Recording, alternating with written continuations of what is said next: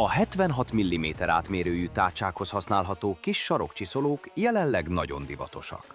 Pontosan ezért kicsinyítettük le népszerű DG2-1.5 Akku All-Cut termékünket.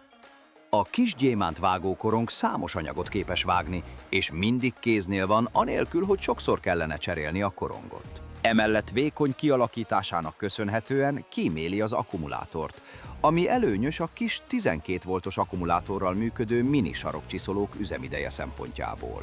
Egy ilyen márványlapka számukra egyáltalán nem jelent problémát. Emellett szinte mindenféle mű és terméskőhez alkalmas. Legyen az porcelán, gránit, agyag vagy pala, vagy, mint itt látható, mázas csempéjű.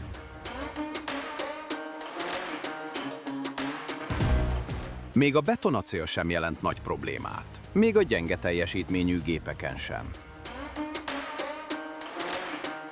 Természetesen a műanyagokat és kompozitanyagokat is vágja. Köszönöm a tetszést, ezt a megosztást. Iratkozzon fel csatornánkra, hogy ne maradjon le több videóról.